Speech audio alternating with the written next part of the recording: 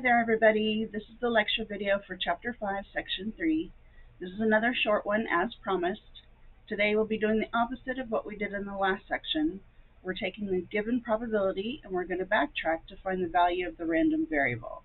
I think you'll do just fine. Just pay attention to the steps and keep the terminology and formulas straight. Okay, here we go. Welcome to the lecture video for Chapter 5, Section 3, Normal Distributions, Finding Values. Our objectives will be to find z-scores given the area under a curve, transform a z-score back into an x value, and then learn how to find a specific data value for a normal distribution given a probability. In a previous section, we were given a normally distributed random variable x, and we were asked to find a probability. Well, in this section, we're going to be given a probability, and we're going to reverse it. We're going to find the value of the random variable x. Let's say that we want to find the z-score that corresponds to a cumulative area of 0.3632. Well, the area is what is underneath the curve, so I know area. I need to figure out the z-score that marks that spot. So what you do is you look up 0.3632, not in the column and row headings, but in the body of the table. Because we're going backward in our process, it makes sense that we would look at the table backward too.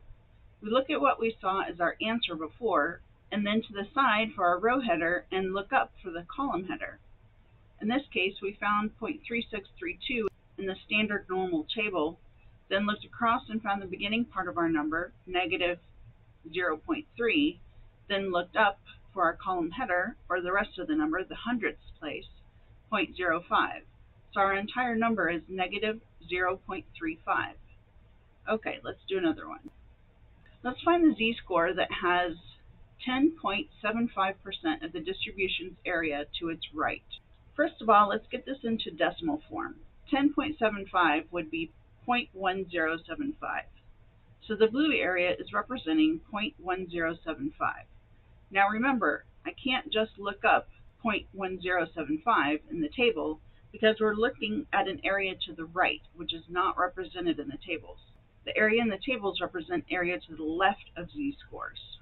But we do know that the cumulative area under the curve is 1, so we can subtract 1 minus 0.1075 to get the area we're looking for, the remainder, which would be 0.8925. That is the area we look for in the table. So we do that next. We find 0.8925 in the standard normal table in the middle area. Then we look across to the side to find the beginning of the z-score. That would be 1.2 for this one. Then we look up for the hundredths place. For this, it's 0.04. So our entire number, or z-score, is 1.24. Now occasionally you're going to be asked for the z-score that corresponds to a given percentile, like this one, the 5th percentile. That's how you read this notation, 5th percentile. It's also 5%. We treat percentiles just like other decimal numbers. For this example, the 5th percentile is the same z-score that corresponds to an area of 0.05. The areas closest to 0.05 in the table are 0.0495 with a z-score of negative 1.65 and 0.0505 with a z-score of negative 1.64. Because 0.05 is halfway between the two areas in the table, use the z-score that is halfway between negative 1.64 and negative 1.65, which would be negative 1.645. How about the 50th percentile, or 50%? You actually know this one from other work we've done. Take a moment to think about this without looking it up in the table first. Okay, so hopefully what you were thinking is that 50th percentile means that it's at the center, so the z-score is 0. When the z-score is exactly at 0, the area is 1/2, or 0.5. So turn that around, and when the area is 0.5, the z-score is 0. Now look at your table to verify that the closest area is 0.5000, and it aligns with 00.00 or negative 00.00. It's on both tables. Okay, let's move on. What about the 90th percentile? Well, first of all, we convert it to a decimal and get 0.9. We look on the table and the closest area is 0.8997. So we look at the table and see that it corresponds to a z-score of about 1.28. So let's look at a way to use your calculator to find these. I do want to caution you that your answers on your calculator might be slightly different than what shows on the table. We're going to use the same menu we've used for a few sections now. Press the second key, then VARS to select the distribution menu. Arrow down and select the 3 inverse normal function. Press Enter. Type the area in decimal form. Depending on your calculator, you may need to type in or just verify the mean is set at 0 and the standard deviation is 1. You may not have to do that at all. Depends on your calculator. Don't worry about it if you don't. Then press Enter as many times as you need to calculate. Let's do this for the question we just did for 90th percentile. Press the second key, the VARS button, arrow down to 3 inverse norm function, press Enter, type 0.9. Mine already has a 0 for mean and 1 for standard deviation. If yours does not have those in there, make sure you put that. 0 for mu or mean and 1 for sigma or standard deviation. And if it already has it, you press Enter to go through those. If it doesn't have it, you don't have to enter those. Then press Enter, Enter, or however many times you need to for it to calculate. Did you get something close to 1.28? That's what was on the table, so good job. Okay, so let's say I want to go one step further. I've found the z-score from the area, but now I want to find that original x value from the z-score. Guess what? We can do that. There's a fairly simple formula we can use to find that. To transform a standard z-score to a data value x in a given population, use the formula x equals mu plus z times sigma, or translated, x value equals the mean plus the z-score times the standard deviation. This actually was derived from the standard formula for x. Z equals x minus mu divided by sigma, or z-score equals x value minus mean divided by standard deviation. When you algebraically solve for x, you end up with this formula, so you're using the same formula. Let's try it out, shall we? A veterinarian records the weights of cats treated at a clinic. The weights are normally distributed with a mean of 9 pounds and a standard deviation of 2 pounds.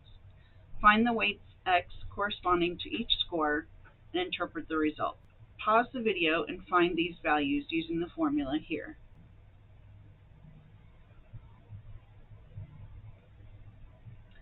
Okay, number 1 is z equals 1.96.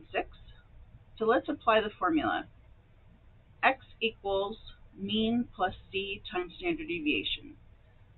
So x equals 9 plus 1.96 times 2 equals 12.92 pounds. All right, let's try number 2. Z equals negative 0.44. So x equals 9 plus negative 0.44 times 2 equals 8.12 pounds. So our answer is 8.12 pounds. All right, number 3, z equals 0. So x equals 9 plus 0 times 2 equals 9 pounds. So our answer is 9 pounds. That's interesting, but what can we interpret from these results? Let's look at a graph of the data. So to demonstrate how the z-score is related to our real-life example, we're going to look at both the z-score data and our x values on 2 lines below the graph. With that in mind, let's look at what we have here. When we graph, remember that our mean is our line of symmetry in the center. So our mean for this data was 9 pounds. So that was the average weight of cat for this vet clinic. So we put 9 in the middle for our second line underneath our z-score line. I know the value of standard deviation was 2, and I can try to figure out where each of these cats are. The first cat weighed 12.96 pounds, almost 2 standard deviations above the mean. So it would be way over here near the positive end. Our second cat weighed 8.12 pounds. That's very close to our mean and definitely within the 1 standard deviation below.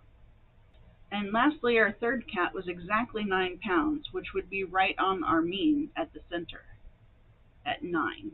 Okay, so let's put this all together in the context of a probability problem.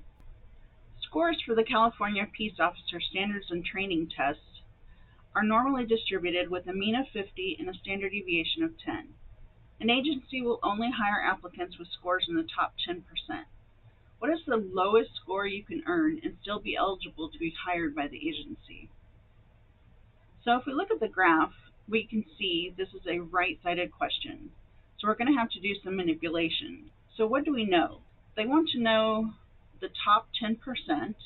So first we need to convert that to a decimal format, which would be 0.1. And since the cumulative area under the curve is 1, we could subtract 1 minus 0.1 to get what would be to the left, which would be 0.9. And that's what we'll look at for our table, 0.9, to look for a z-score. We also want to keep handy the other facts from the problem.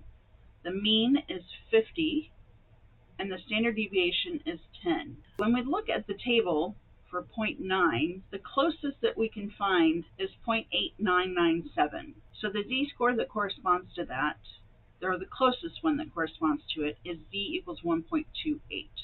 So that's the one that we're going to use.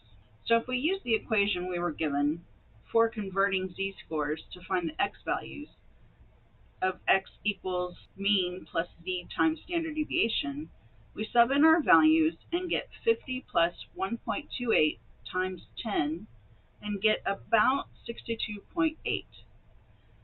This means the lowest score you can earn and still be eligible to be hired by the agency is about 63. All right, let's try one more. In a randomly selected sample of U.S. adults ages 20 and over, the mean total cholesterol level is 190 milligrams per deciliter with a standard deviation of 40.9 milligrams per deciliter. Assume the total cholesterol levels are normally distributed. Find the highest total cholesterol level an adult age 20 or over can have and still be in the bottom 1%. So as before, let's remember the numbers they're giving us. Mean is 190 milligrams per deciliter. Standard deviation is 40.9 milligrams per deciliter. And we want the highest and still be in the bottom 1%. So the total cholesterol levels in the lowest 1% correspond to the shaded region shown. This makes sense, right? This would mean the people that have the lowest cholesterol are here at the bottom. And we're trying to figure out the highest cholesterol that would still be in this bottom range. In the table, when we look for 0.01, which is 1%, the closest we can get is 0.0099. The z-score that corresponds to the area is negative 2.33. To find the x value, we use the formula and remember the numbers they gave us earlier. So we find 190 plus negative 2.33 times 40.9, and we get about 94.7. So here's how we interpret that, and I would word this just a little bit differently. The highest total cholesterol level a U.S. adult age 20 or over can have and still be in the bottom 1% of total cholesterol levels in U.S. adults 20 or over is about 95 milligrams per deciliter. That was a mouthful. Very good job in this section. I know there was a lot of detail. Hopefully you followed along and got those shortcuts, and I'll talk to you in the next video.